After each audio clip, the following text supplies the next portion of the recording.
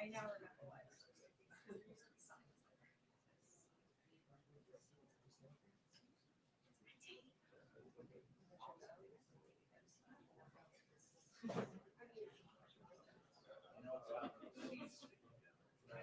That is a tease.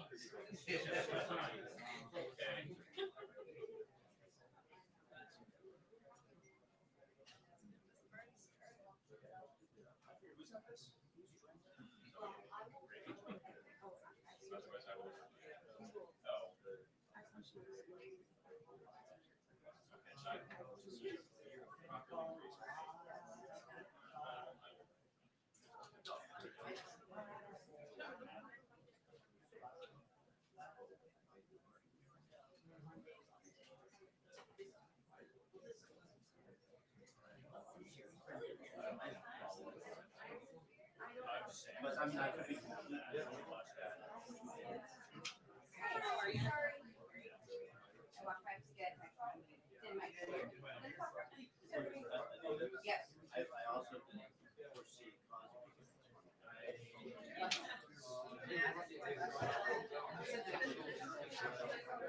Oh, no.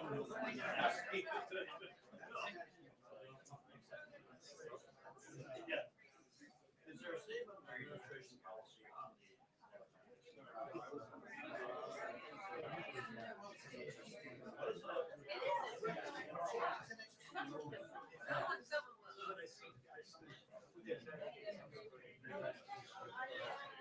Trump just called for a millimeter. I'm on. Oh, I just realized you're sitting next to Courtney. Damn. We're on it. It's not good. I'm sick. I hope my man is there,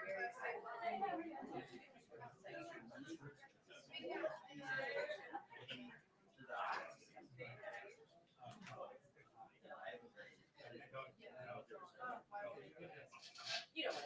Here it is, Steve. I mean, that's, I think everybody. Wait, where was it? Andrew Johnson. No, it's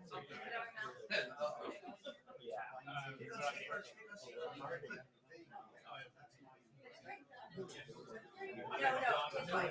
Yeah, that's right. I'm very excited. You don't have to apologize. We're looking at the presidential records.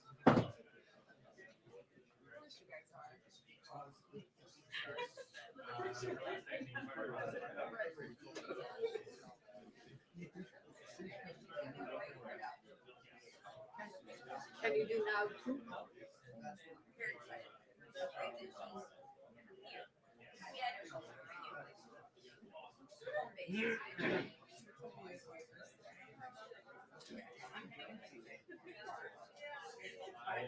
First one, I gotta cut it off. All streets were closed, and I never used to come during COVID.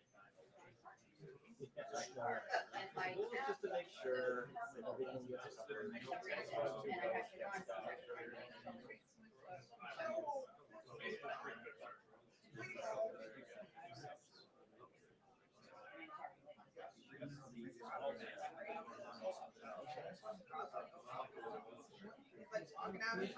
we can.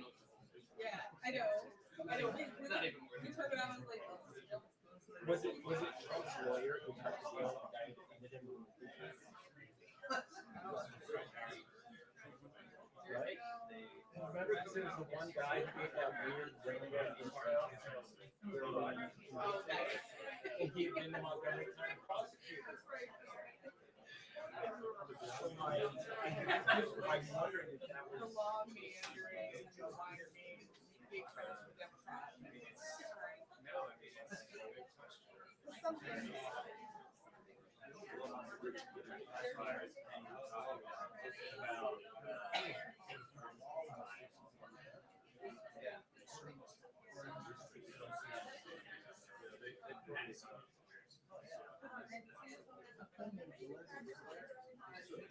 No, because he made a deal with the previous prosecutor that he's going to prosecute. And so it was a violation of agreement. So the question is whether he made the deal with the prosecutor. Then defend They got it. Oh. At your home. Oh, wow.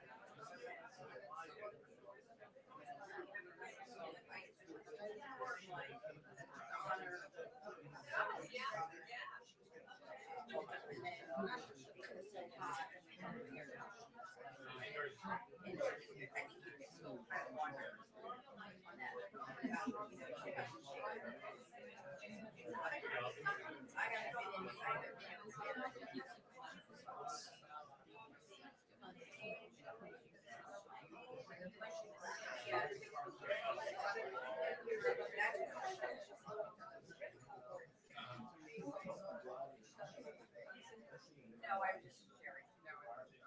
My favorite guy. Should be okay. No, there.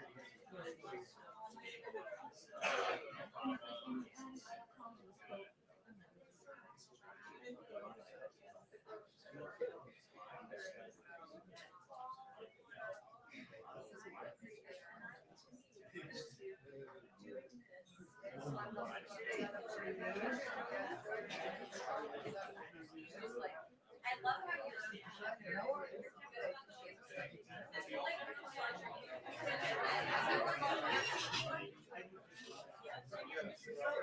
And I'm always. you're good. You're in all one down.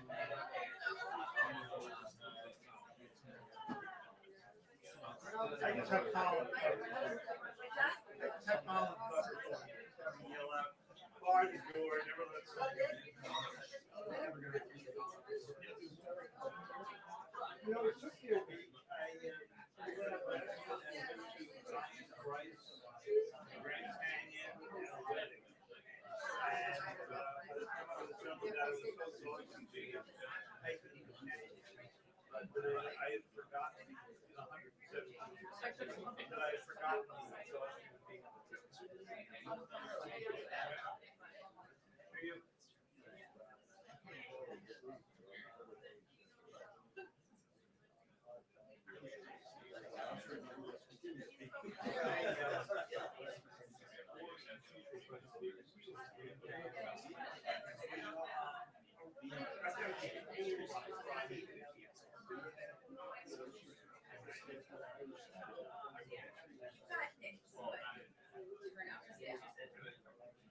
I don't know what that means. 718, yeah. It's hard to determine.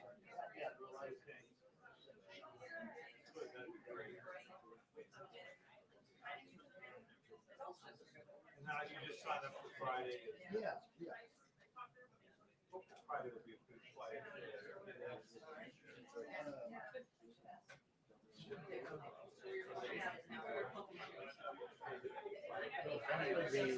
Friday will be busy.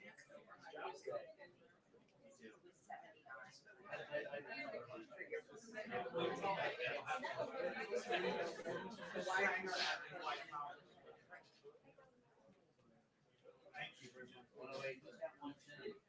It's like it's a, I recall, this is a spreadsheet, right? I will wait. But it will say in-town polls. No, I just love it. I'll try not to. George waits till the end. He has a strategy. You want But you're like, what is this? He actually has a real strategy. Oh, But I'll let him tell you. interesting. It's part of it. Oh, I was saying, I would love people to go before I can wait tonight. I'll wait for the drinks, but I was just. I've never seen.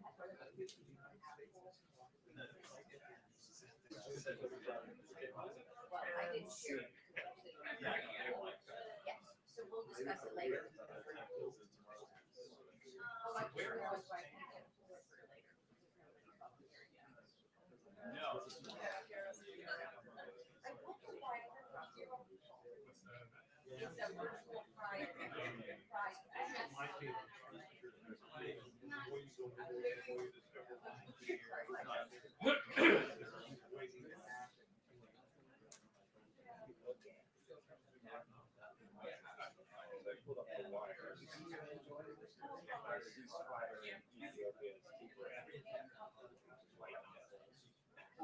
Did the editor find out? Hopefully, That's a bad. Bill Gates is giving you money to them directly.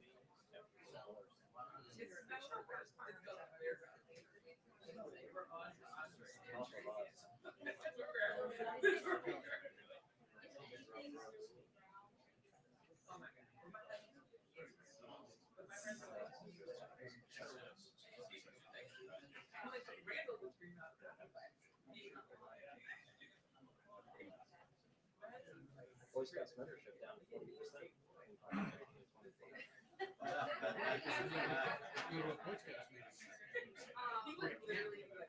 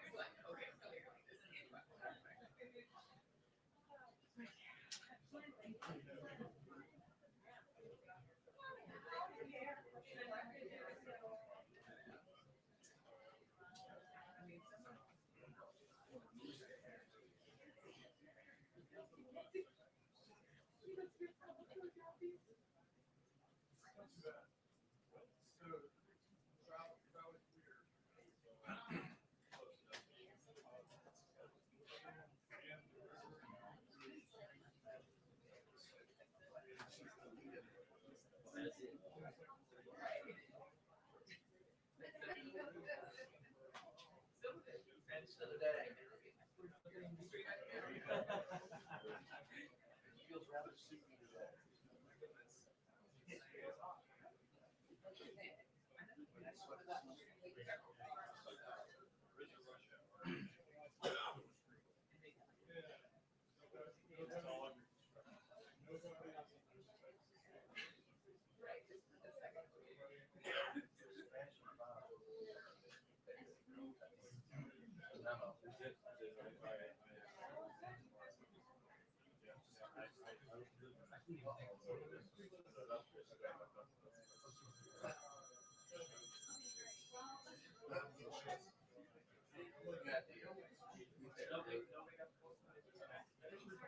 Nobody got the thanks.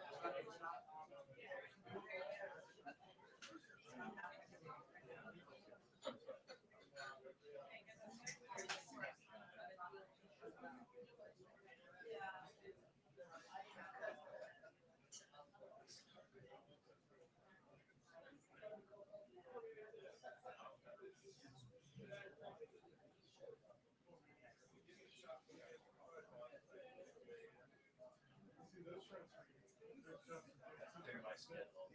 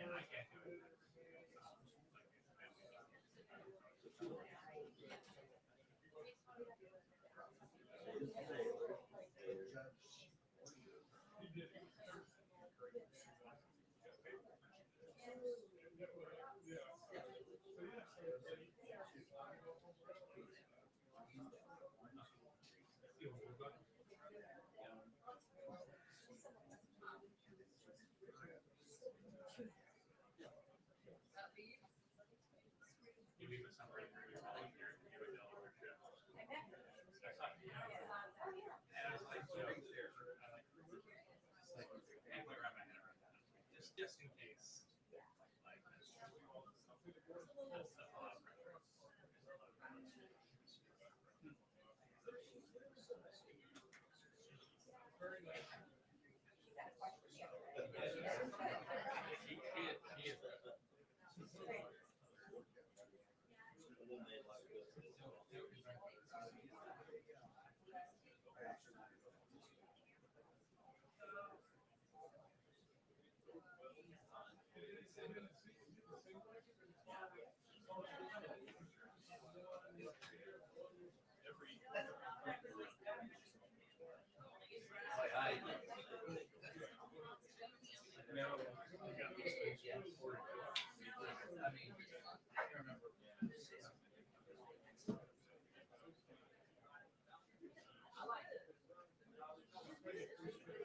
For our story, bonus in my understanding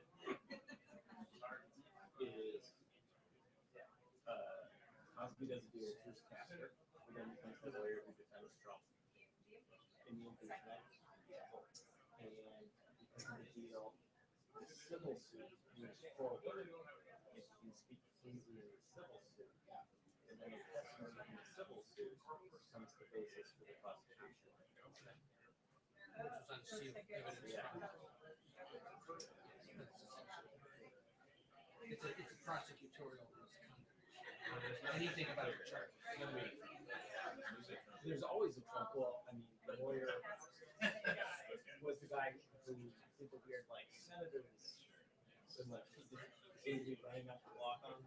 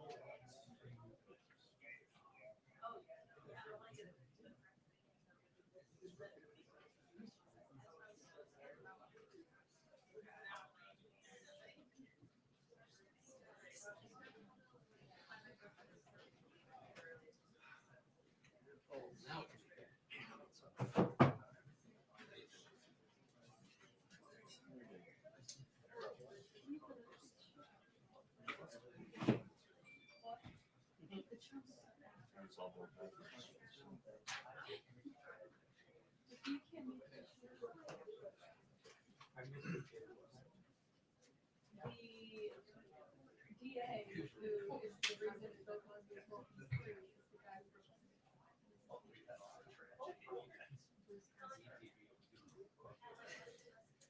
the guy who said Feely Delvia.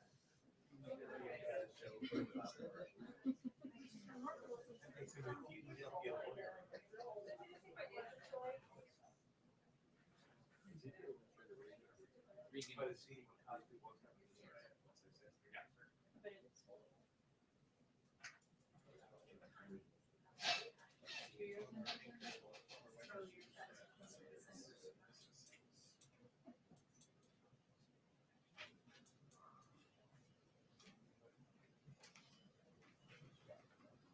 Hi, everyone.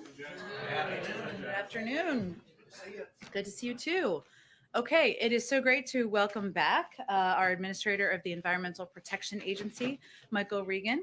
He's here to talk more about the bipartisan infrastructure framework, which includes the largest investments in the nation's clean water infrastructure, including funds needed to eliminate and replace 100% of lead water pipes and service lines. Across the country, pipes and treatment plants are aging, and polluted drinking water is endangering public health. Studies show that for kids, higher exposure to lead negatively affects academic performance and can lead to cardiovascular disease later in life. The investments in water infrastructure in the framework are unprecedented and also include funding to modernize wastewater systems across the country, including in rural areas and on tribal lands. He also just came from the president's meeting on wildfire preparedness with Western governors as well. And after that, we'll do a full briefing. As always, I'll be the bad cop when we're ready to take questions and it needs to go. Thank you so much. Thank you, Jen. Good afternoon. I just came from the president's meeting on wildfires with Western governors. The increasing intensity of wildfires and heat out west is a major public health challenge. President Biden is bringing leadership and resources, the resources of the federal government, to help those on the front lines in our western states. I briefed the president and his team on what EPA is doing to help keep people safe.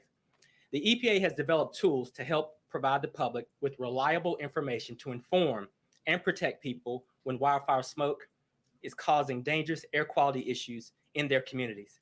As part of the administration's broader efforts to improve wildfire preparedness, EPA is deploying additional new sensors in heavy smoke areas to assess air quality.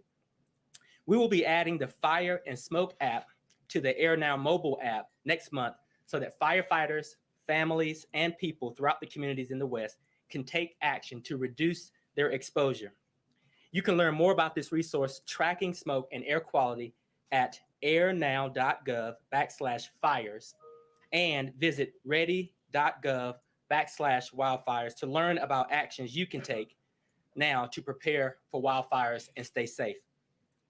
You know, this is one powerful example of why we need to do more to rebuild our infrastructure that can withstand the impacts of climate. Because as wildfires rage out west, floods are consuming communities elsewhere. The extreme weather events Americans are experiencing year-round underscore the need to make bold investments needed to tackle the climate crisis. The bipartisan infrastructure framework would make the largest investment in American history, nearly $50 billion in the resilience of the physical and natural systems. Breathing air and drinking clean water are at the heart of President Biden's Build Back Better agenda, because he believes no family, no child should be still drinking water from lead pipes. Water infrastructure is a huge part of the president's American Jobs Plan, and it's carried through in the bipartisan infrastructure framework, and for very good reason. Clean and healthy drinking water and safe and effective stormwater and wastewater infrastructure is necessary for every thriving community. Yet, as you see here on the screen, there are still an estimated 6 to 10 million lead service lines that need to be replaced all across the country. In the few months since I've started this job, I've had the chance to hear directly from communities and visit water infrastructure sites and programs all around the country. In St. Louis, Missouri, where there are still an estimated 28,000 lead service lines, I visited a drinking water plant that is more than 100 years old. The director there told me that we need to invest in our water infrastructure before it's too late. In Illinois, where there are 400,000 lead service lines just in the Chicagoland area, I heard from people who are struggling to address the urgent need for lead pipe replacement. We know that low-income people and communities of color are disproportionately at risk when it comes to lead-contaminated drinking water. And last week in Baltimore, I had the privilege of meeting with the young folks who joined a job training program that are now successfully working in water infrastructure jobs. Getting clean and healthy drinking water to people isn't a political issue. It isn't a partisan issue. It's an American issue. Access to clean, safe drinking water is fundamental to protecting all people, regardless of zip code or how much money they have in their pockets. And that's why the bipartisan infrastructure framework makes a transformational $55 billion investment in our nation's water infrastructure, including the funds needed to replace our nation's lead pipes. This will be the largest investment in clean drinking water and wastewater infrastructure in American history. By upgrading and repairing our aging infrastructure, it will ensure people have reliable access to safe and clean drinking water that they deserve. Replacing lead service lines will bring long overdue progress to overburdened communities that have been disproportionately impacted by exposure to lead in their drinking water.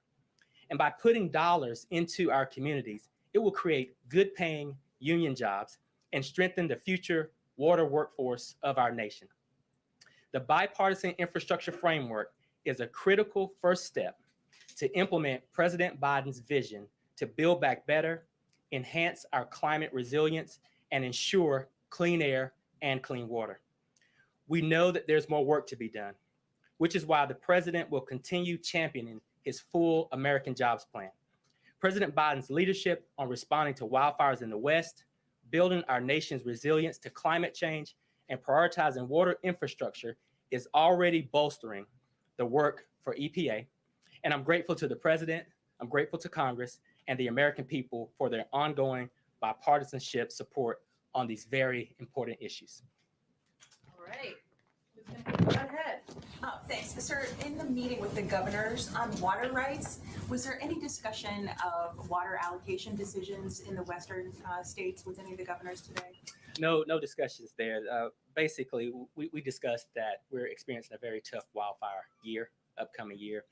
We talked about staying very closely coordinated, and the president talked about providing additional resources for resilient infrastructure and water management and forest management. Was there any discussion about rolling blackouts to prevent wildfires? Was there talk about that?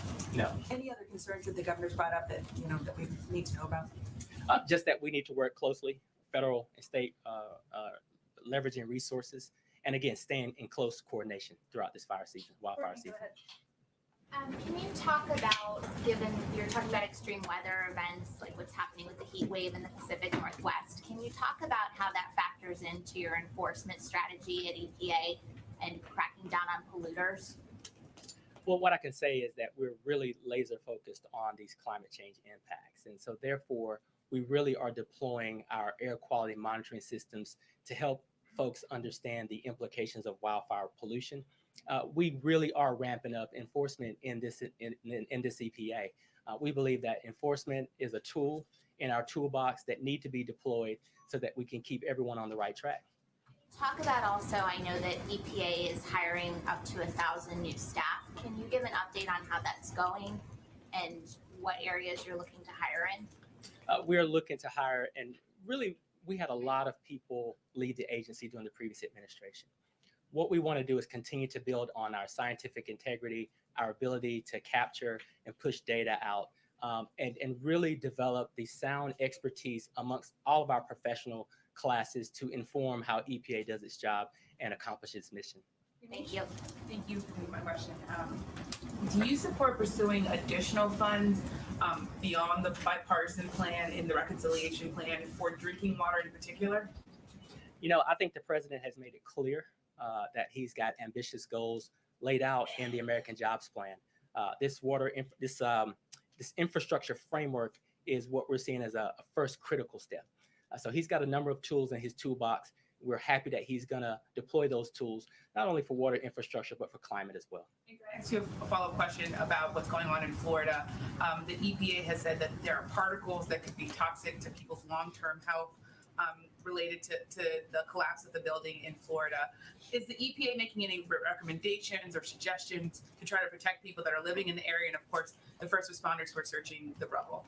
We're actively engaged with all of the elected officials on the ground. Our regional offices are deploying air monitoring systems and the latest information to be sure that we keep the public safe. Are you confident that the people that are searching the rubble, that they're getting the protection that they need so that they don't end up like the first responders in 9/11, who of course suffered all sorts of long-term health issues? I'm confident that our agency is partnering with the sister agencies to provide the latest and best information so that those on the ground can govern themselves in a very safe way. Thanks, Jay. Administrator, the last several days here in Washington, right across the street from this building, there have been protesters who've been holding signs saying things such as, "Biden, you coward, fight for us." What's your response to that criticism? And if you could assess the claim that they're making that the president on that issue is a coward? You know, what I can say is that this is a historic investment.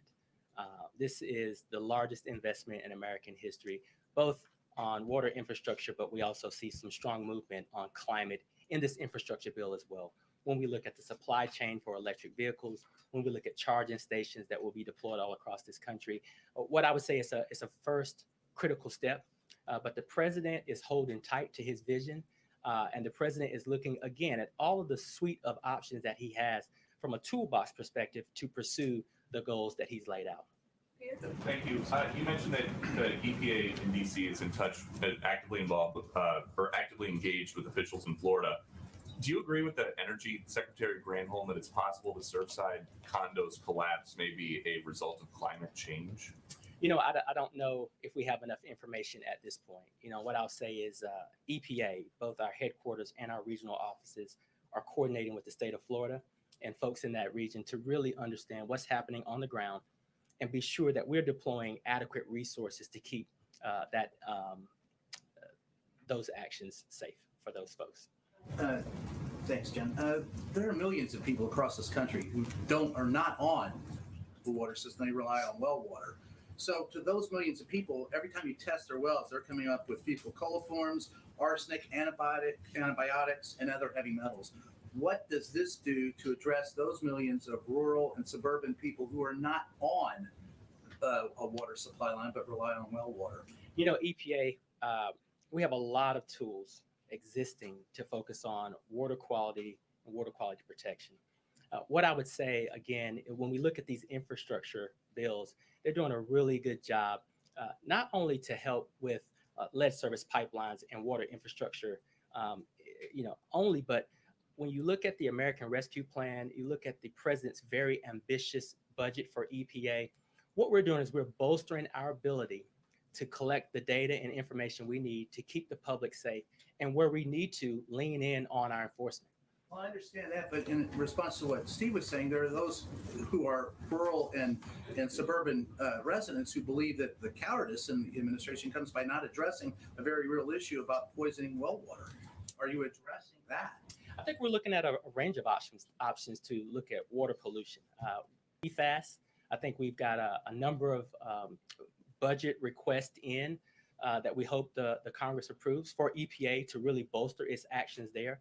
I think that there are a number of tools in this toolbox that the president is deploying to get at water quality protection for all So citizens. there is money allocated for it,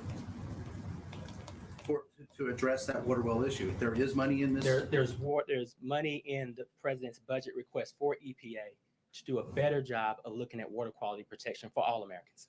Okay, we're gonna do Lynn and Josh, and then we've got to let the administrator go back to fixing our pipes. Thank you for taking my question. Noting that you did mention Chicago, what is the timetable or the timetable for a timetable of appointing a much regional administrators for Regional 5? Democratic Michigan and Illinois members of Congress have been pushing competing contenders, as I'm sure you know, Deb Shore and Michael Ragland, for the job.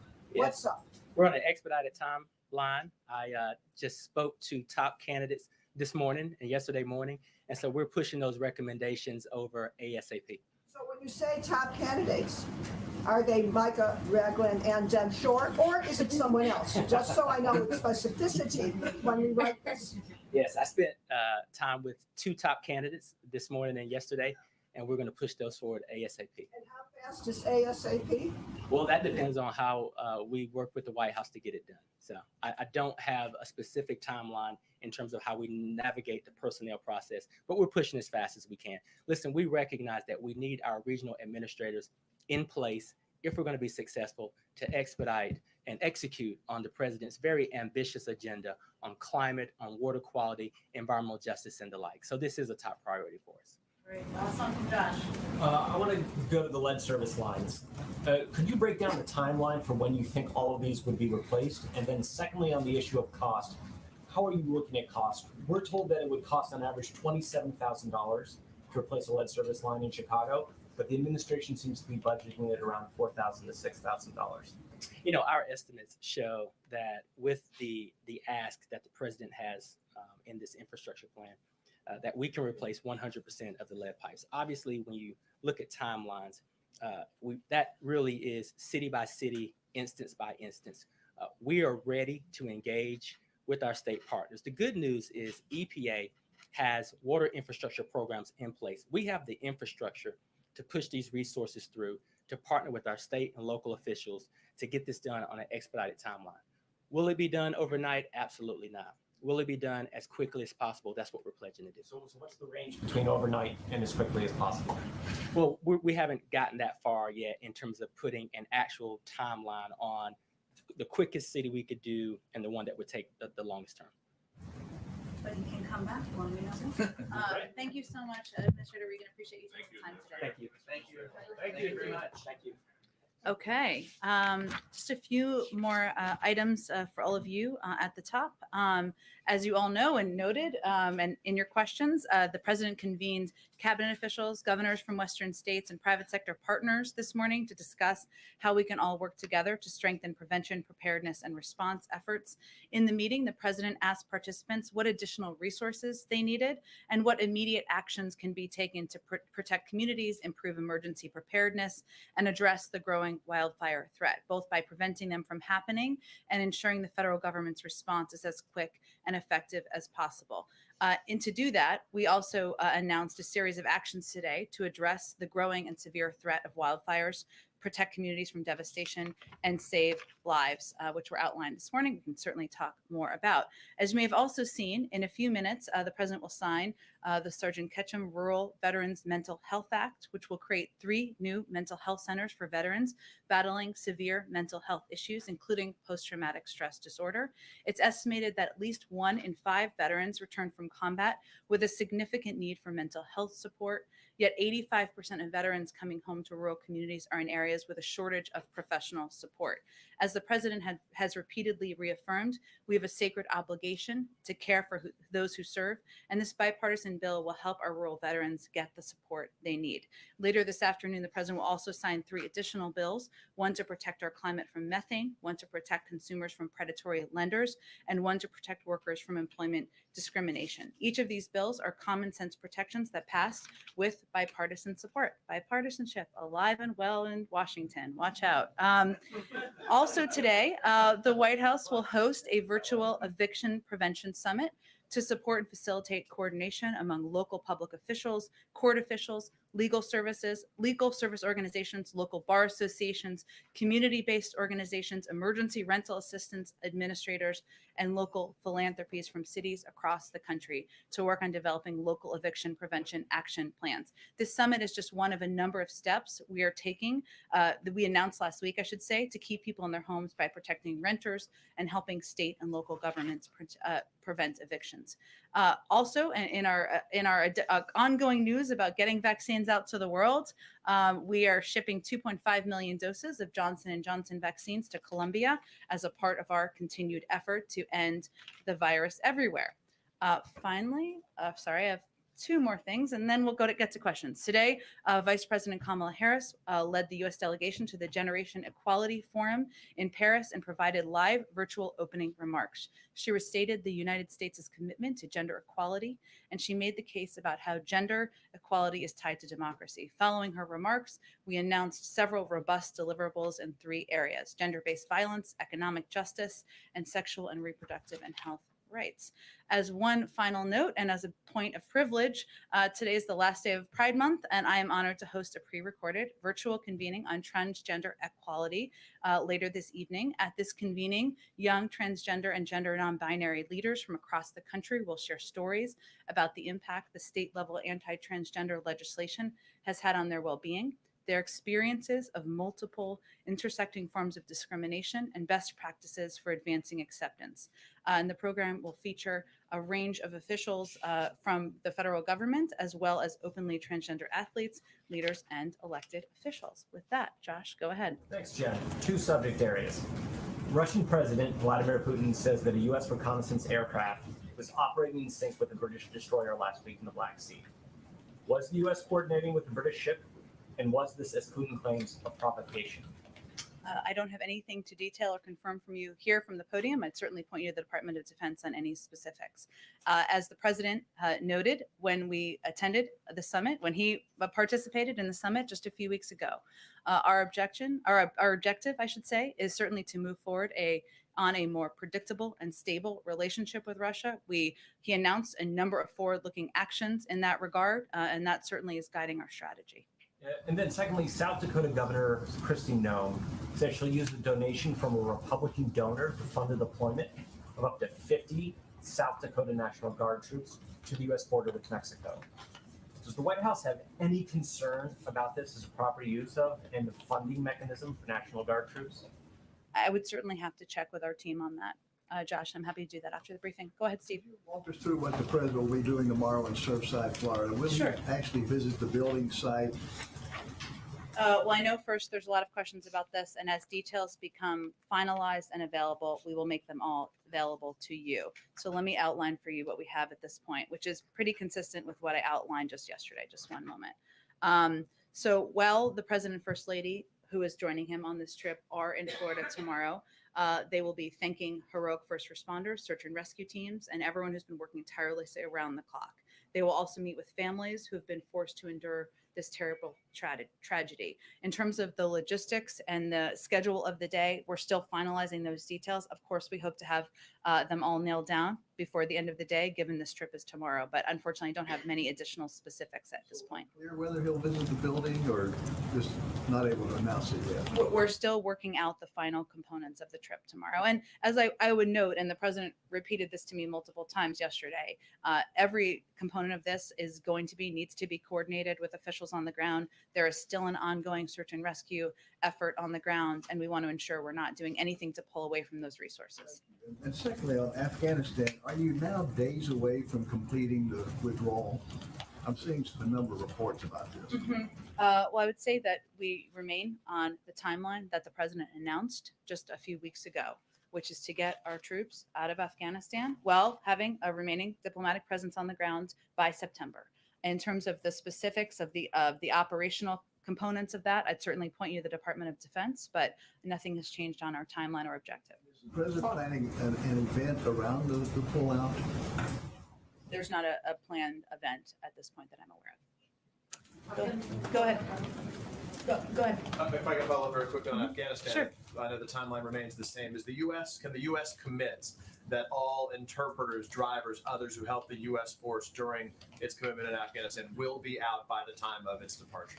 Well, I would say, Peter, that what our focus is on now is expediting that processing. As you know, we announced just last Friday that we were taking steps to evaluate options for moving individuals to another location so that they could complete their processing, individuals who are already in the pipeline. In terms of the numbers or what that looks like, those operational components are still being worked through. So the potential is that there may still be some in We're Afghanistan. working to do that, which is what I conveyed on Friday. We're working to do that on the timeline in advance of the withdrawal of U.S. troops.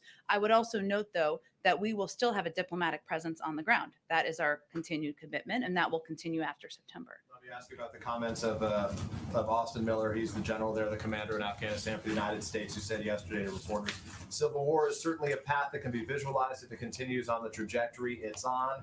He said that should be a concern for the world. What does the president, what does this White House say about that concern from its top commander on the ground down in Afghanistan, given they're already seeing Taliban violence increase in large swaths of that country?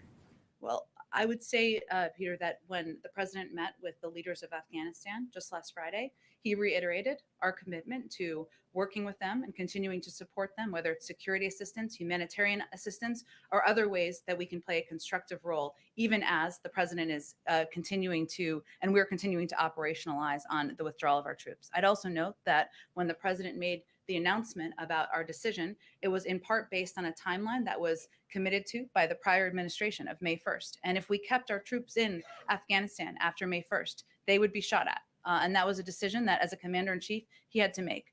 There have been assessments out there made by our intelligence community and others about the conditions on the ground. We are going to continue to work with leaders in Afghanistan, as the president reaffirmed last Friday, but it's not changing our plans or our timeline for removing our troops. This last question is making headlines across the country right now. We just heard from the Pennsylvania Supreme Court that Bill Cosby's conviction for sexual assault has been overturned. They can no longer pursue those same charges against him in the future. Right now, the president obviously has long commitment to violence, the Violence Against Women Act that he helped write. The White House's reaction to that, first of all? Well, first, as you noted, those reports just came out shortly before I came out here. I don't have a direct response from the White House to that announcement. I will say, which you touched on, and I'll just use the opportunity to reiterate, that the president has long been an advocate for fighting against violence against women, for ensuring that we are raising the voices and the stories of people who have been survivors of sexual assault. That's something he has done throughout his career and will continue to do. But I don't have a specific comment on that announcement today. If we do have one after the briefing, I'll make that available to all of you. Go ahead. Thank you, Jen. What does the White House think about Congresswoman Ilhan Omar saying that she does not regret comparing Israel to Hamas and the Taliban? Well, any attempt to draw an equivalency between the United States and our close ally Israel with a terror group like Hamas or the Taliban is false and unacceptable. Representative Omar has said that was not her intent of her comments, but those certainly are not comments that we've made from here. And on another subject, you mentioned at the last briefing that you think Republicans wanted to defund the police because they did not support the American Rescue Plan. Which Republican ever said that they did not like the American Rescue Plan because they wanted to defund the police? Well, first, let me just note that the president ran and won the most votes of any candidate in history on a platform of boosting funding for law enforcement after Republicans spent decades trying to cut the COPS program. There's record of that. That doesn't require anyone having new comments, and then also stood in the way of crucial funding needed to prevent the laying off of police officers as crimes increase. That's a simple statement of fact. I understand what you're saying there. However, there are lots of examples of Democrats explicitly saying they want to defund the police. We've got Congresswoman Cori Bush, Congresswoman Ayanna Pressley, Alexandria Ocasio-Cortez, Ilhan Omar. are there any examples of Republican members of Congress saying they want to defund the police? I think most people would argue that actions are more important than words, wouldn't you say? Well, to that point, to your point there, at the time of the vote on the American Rescue Plan, you had the Republican leader in the Senate, Mitch McConnell. He said he just didn't like it because he thought it was a classic example of big government Democratic overreach in the name of COVID relief. And then Kevin McCarthy said he thought Democrats were using coronavirus as an excuse to justify funding pet projects. Well, where is the here the- we're going to vote against here- this because here- we want to defund the police? Again, I think actions speak louder than words, Peter. So if you oppose funding for the COPS program, something that was dramatically cut by the prior administration and many Republicans supported, and then you vote against a bill that has funding for the COPS program, we can let other people evaluate what that means. It doesn't require them to speak to it or to shout it out. Their actions speak for themselves. Go ahead. Two questions. The first one on infrastructure, in reference to the bipartisan support here. We just heard from House Speaker Nancy Pelosi. She's doubling down on this idea that she's going to hold on to one bill until she has the other. But we've also heard from Leader McConnell, and he says that President Biden's clarification is just a hollow gesture unless Democrats like Pelosi agree to changing their approach. So does this strategy by the House Speaker risk bipartisan support for this deal? Well, I would say that what leaders in the party have asked the president to do is to go out there and make the case for how this bill, how this piece of legislation will help the American people. He just did that in Wisconsin yesterday. He just had his EPA administrator come out and do that for all of you. And we think the American people are most focused on what this is going to do for them and less on the process. It's up to leaders in Congress to move this forward. The president looks forward to signing both pieces of legislation into law. But if Republicans are expressing concern, saying they may not vote for this bipartisan package unless these two are not linked in some sort of way, is this putting that deal in jeopardy? Again, I will leave it to you and to leaders to evaluate, and I will leave it to leaders in Congress to determine the sequencing and the process moving forward. The president looks forward to signing each piece of legislation into law. Can I just ask one quick question on police reform? Sources are telling us that they have now hit a major roadblock in negotiations. I'm curious if the president has been briefed on that. When was the last time that he spoke to the lead negotiators, including Republican Tim Scott? We're in regular touch with the negotiators. I don't have a timeline or a specific last call with the president, but senior members of his team are certainly in close touch. We'll let them speak to where they are in the process and where they are in moving the process forward. The president remains eager to sign the police reform bill into law. Go ahead. On police reform. Go ahead. Let me go to April and then I'll come back if that's okay. Go ahead, April. On police reform, there is a stumbling block. It's qualified immunity. We're hearing that mainstream policing organizations are upset about the financial piece, that it could possibly bankrupt police officers and police departments. What does the administration feel about that? For police to be held accountable and there to be transparency on this, and these police agencies are saying no because of the financial component of it. What do you say? Well, I would say, April, that there's an ongoing discussion and negotiation between Democrats and Republicans. We're not going to weigh in on that more specifically from here. The president believes that it's important that police reform is long overdue. There are difficult components of this discussion.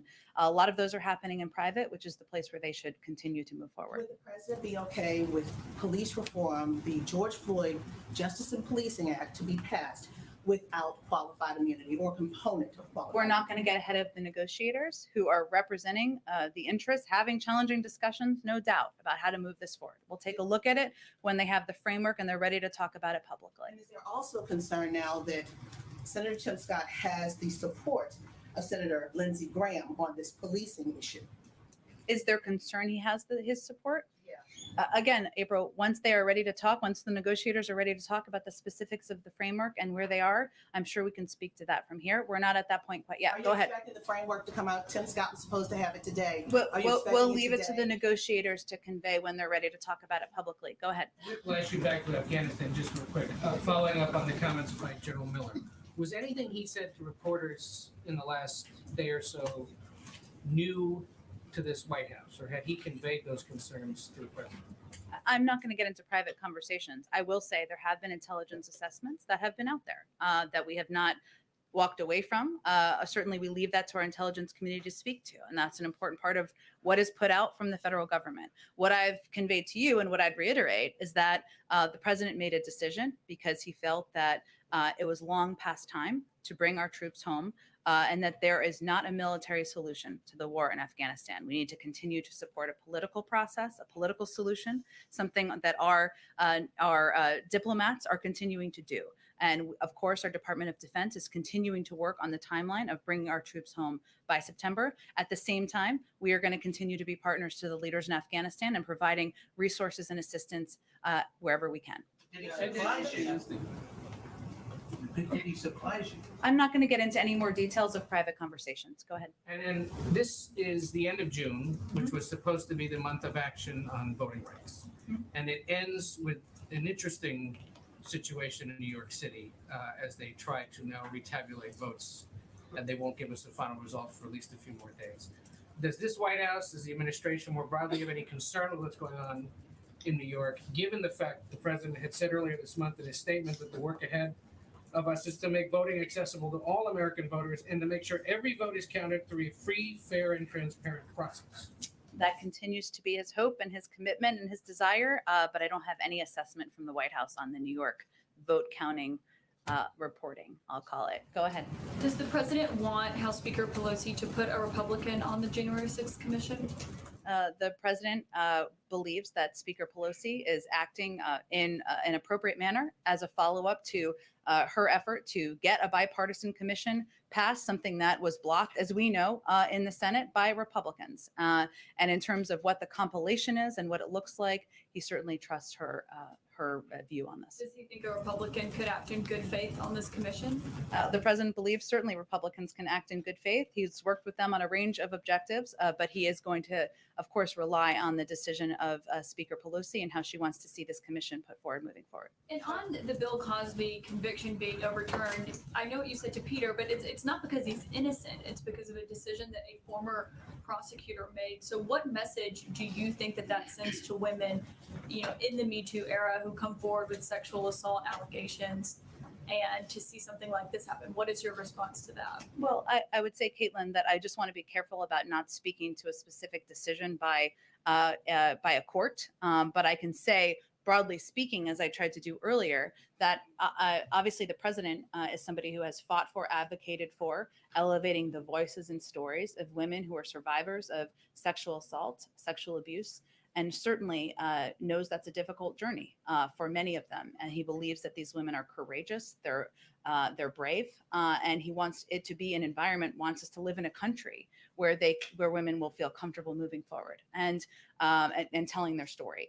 But again, if there's a specific comment we have as it relates to this ruling today, I will provide that to all of you after the briefing. Go ahead, David. Two follow-ups on things that you mentioned before. Earlier, you said that we're 2 weeks out from the Putin summit, and you'll remember. Did I do my timer? Okay. Yeah, just right. Okay. And you'll remember that at that time there was discussion of setting up some conversations pretty quickly on cyber and some other arenas. Can you tell us whether any of those have happened, whether any of those are planned, so that you don't lose momentum from this? Sure. I know that the president was eager to get those going as soon as we could. Many of those will be happening. Of course, all of them will be happening below the presidential level. Let me talk with our national security team and see if there's an update on what's underway already and what's ongoing. Okay, and on Afghanistan, you mentioned the intelligence reports that were out pretty widely. One of them suggests, one U.S. report suggests that within 6 months or so, Kabul could easily be overrun, just given the progress that the Taliban have made. Were there any commitments made to President Ghani when he was here, or any contingency plans discussed about what the United States would do if it did look like the capital could be overrun? I would say, David, that the president reiterated what his announced position has been, that we are planning to withdraw our troops from Afghanistan on a September timeline, but also reiterated our commitment to working as a partner and to supporting Afghanistan with security assistance, humanitarian assistance, and others. We didn't get ahead of that with hypotheticals. You did not get into the specifics of what I don't have anything more to read out from the meeting. Well, let me finish. But the president's commitment to bringing our troops home from Afghanistan has not changed. He reiterated that same commitment in his meetings on Friday. Go ahead. Thanks, Jen. Tomorrow's expected to be the last day of the current term of this Supreme Court. Historically, we've seen justices who plan to announce their retirement do so at this time. Is this White House making, well, what if any preparations are you all making for the possibility that Justice Breyer will announce his retirement? We leave that decision to Justice Breyer to make. Are you guys watching this at all? I mean, is this something the president has thought about as we get toward the end of this term? Or? As you know, the president said on his campaign that he committed to nominate if there was an opening, and we do not know if there's an opening, and it is up to the justices to decide whether there will be an opening, to nominate an African-American woman to the Supreme Court, something that would be history making. And if there's an opportunity, he remains by that commitment. But we will leave it to any justice to determine the timeline of their retirement. Can I ask a follow-up question in Florida? Does the president plan to speak with Governor DeSantis when he's on the ground in Florida? Sure, it's a good question. We will have more details, I expect, later today on the specifics of his visit tomorrow, where he'll be going, who he'll be meeting with, but I don't have any specific meetings with elected officials to read out at this point. Have they been in touch? Has Governor DeSantis and the president, have they talked about the situation in Surfside? As you know, they had a conversation late last week. Also, the president sent his FEMA administrator down on Sunday. The president spoke with his FEMA administrator to get an update on that at the conclusion of his visit. I don't have any additional calls to read out for you. Go ahead. Let me ask you, Jen, a variation of the question I asked the administrator with respect to the protesters outside in the last few days. How are those protests being received here? Is the president proud of those activists? Is he shamed by them? What's the view here in the West Wing? I would say first that we respect the right of anyone to peacefully protest. That's an American right, a fundamental right. I will say that the president believes that what's in the infrastructure package is an important down payment on addressing what he sees as a crisis in our climate, a crisis that is a priority, one of the top priorities of his presidency.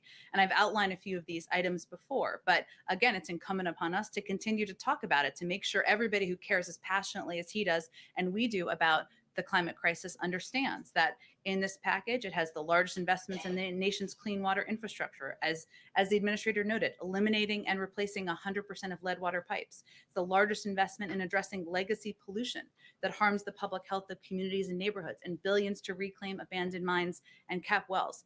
The largest investment in public transit, something that will help reduce greenhouse gas emissions in the country. It will modernize the electrical grid with a new grid development authority and largest investment to date in America's electrical grid. And of course, it invests in electric vehicles. I'd also note, and you may have seen a memo we put out yesterday. If not, I know we've put out a lot of paper in the last few days. So if you haven't, I will highlight a few things in there. There's components the president will continue to fight for in the reconciliation process to continue this effort, including providing tax cuts for businesses and consumers who invest in clean energy technologies, sending a market signal that brings additional private investment off the sidelines and into modernizing our electric grid through an energy efficiency and clean electricity standard, and mobilizing the next generation of conservation and resilience workers. And I say all that because those are all key components and priorities that a lot of climate activists talk about. And it's important that they understand we're fighting by their side and with them, and we want to address the climate crisis. I have a separate question. Yes, go ahead. More than 1 million people in this country, according to reports, are living under a conservatorship or guardianship. The most famous case has come to light in the last few weeks. It's Britney Spears. Members of Congress on both sides of the aisle say that maybe there's ought to be some kind of federal law that governs these relationships. Does the White House have a view on this in any way? I have been watching this case closely as a point of privilege, but I will have to talk to our counsel's office on that since you're asking me a good legal question, but I don't want to speak out of turn here. Go ahead. The president has been a bit busy, but as a person with young children, I don't have many places to go. Go ahead when I'm not with all of you. Looking back, is there anything on vaccinations? Is there anything the administration wishes it had done earlier in the vaccination campaign that maybe would have led to more Americans being vaccinated, or to have helped you reach the president's goal of 70% of adults with at least one shot by this weekend? And what do you attribute this shortfall to? Well, first I would note that we are on track to have 70% of people in this country vaccinated, 70%, I should say, of adults 27 and older vaccinated within a couple of weeks. That's a significant achievement, a significant step forward. We've reduced the percentage of people who are getting COVID, who are dying of COVID by 90%. That's a huge, significant achievement. We are actually much farther than I think most people would have predicted we would be less than 6 months into in administration. I will note that where we see challenge, and we've seen this as we've gone along, where we see challenge is in among young people who are under the age of 27. And that is an area where we're going to continue to redouble our efforts to ensure that they understand the risks and the Delta variant and the risks of the Delta variant that is not discriminating by age. That we also make sure people understand how accessible the vaccine is, and that we make sure they know we're going to still fight to get them vaccinated. That's where we're going to redouble our efforts. So no, I don't look back. I don't think we look back and would change. I think we are quite proud of where we are now, and we though are going to keep at it, and there's still work ahead. Go ahead. A couple of questions related to COVID and travel, Sure. International travel in particular. You mentioned yesterday in the gaggle that there are these working groups working on resuming travel. I'm wondering what the holdups are, what they're trying to work through, and also whether the White House believes that these current restrictions are keeping Americans safe. Sure. Well, we wouldn't be putting them in place if we wouldn't have them in place if we didn't think they were keeping Americans safe. But I will say the working groups, which are already underway and are led by the White House COVID response team and the National Security Council, with participation from officials from across the government, they are leading a process that is directed by, I should say, public health. There are significant logistical considerations in safety and effectively reopening travel. They're all taken into account, but they are continuing to assess. We understand people want to travel. We want to travel too. We know people want to come here and people want to travel other places. We understand that, but we put these working groups in place so that we could work closely and in partnership with these countries on addressing the public health challenges. For not letting vaccinated Europeans to visit the United States. What's the argument? Again, we're in touch with we have these working groups with Canadians, with Europeans, with others to determine the timeline and pace when we can reopen and do it safely. I have a couple more questions on that, though. A couple months ago, Andy Slavitt, I think it was, in one of the COVID briefings, said that there would not be any sort of government COVID passport. However, the U.S. government would provide guidelines to industry about what vaccine verification would look like, or best practices. Where are those guidelines? They were always meant to be basically an FAQ on the website. I don't know that they were meant to be anything more formal than that. I can certainly check and see what's on our website, or what information I should say we're providing to businesses who inquire. I know I've spoken to industry groups who are somewhat concerned that there isn't much clarity about vaccine verification of the travel industry, for instance. One other question on this. Do you expect that there will ever be a scenario where the U.S. requires vaccination for travelers coming to the U.S., for instance, from Europe or India? From the federal government or from the airlines? Or from the federal government. I assume you don't control the airlines. We don't. I would say that is not our intention. Go ahead, Anita. I just wanted to go back to the infrastructure bill.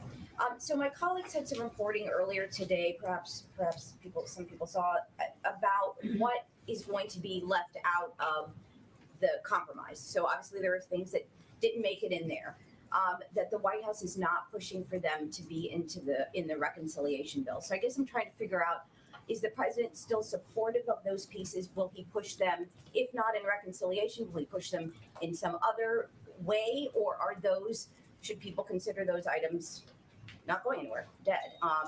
It's perhaps some Democrats on the Hill might try to put them in the bill anyway, the reconciliation bill. So I'm just trying to understand what the future is for those projects. Sure. Well, first, as the president said last week, and you all know from covering bill making, there is a lot of work ahead for committee chairs and ranking members, and they're already hard at work with our staff in many cases, but at writing legislation, figuring out what's next and where this goes from here.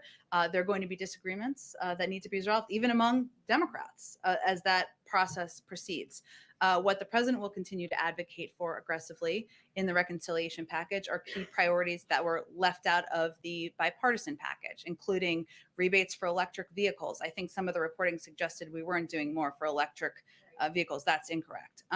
rebates for electric vehicles, clean energy tax credits, and the components of his American Families Plan, including an extension of the child tax credit, universal pre-K, ensuring community college is a real option. Those are all components of what the president will aggressively and ambitiously advocate for. Now, we know that there's going to be views from a range of members, some who are writing the legislation, some who may not feel comfortable with the size or components of packages. That's what's going to happen over the next couple of weeks, and we'll, of course, be closely engaged in that. We're not going to take things off the table or on the table at this point in time. Okay, I just want to make sure I understand because you're saying something is not correct, and I want to make sure I understood. So the items that didn't make it into the compromise still could be pushed by the White House in the reconciliation bill. Well, I think what I just conveyed is components of the American Jobs Plan, including, say, rebates for electric vehicles, the clean energy tax credit, that were not in the bipartisan deal, the president would still advocate for. That's something he talked about a little bit last week. Okay, Go ahead. just kind of one housekeeping thing.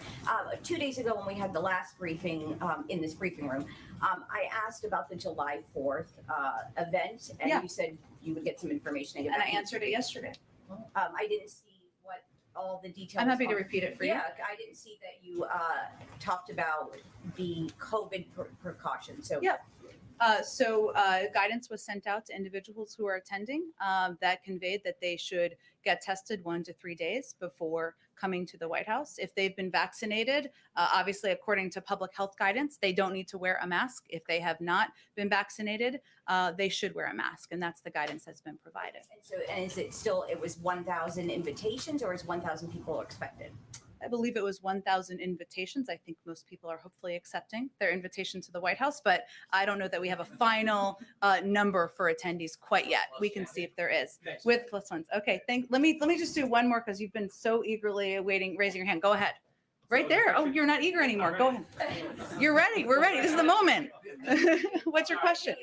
So the question is about the Delta variant and Yes. July 4th celebrations. The White House has been promoting the idea that we should get together for barbecues. Local officials should be having events, things like this. Has the variant changed any of the White House's encouragement or plan? Should people be more cautious than they would have been otherwise? Well, first, let me repeat something that a number of our public health officials have been conveying on a number of your networks throughout the day. One, we've had them out there because we know there's been a lot of questions about this and confusion, and we want to be as clear as possible. We know that our vaccines that have been approved in the United States are effective in protecting Americans from the Delta variant. It's important for people to understand that. So if you have been vaccinated, the message we're conveying is you're safe. These vaccines are effective. And that is something we want to be very clear with the public about. Certainly, it's up to individuals. If you are not yet vaccinated, you are not safe and protected. That's why you should go get vaccinated. It's not more complicated than that in some regards, but it's important to note that the vaccines that have been approved here, our public health officials have been out there conveying that they're safe and effective. We certainly feel comfortable and confident in moving forward with our event here at the White House and in individuals having barbecues in their backyards this weekend to celebrate the 4th of July and America's birthday. Thanks so much, everyone. Have a great day. Thanks a lot, Jen. Thank you.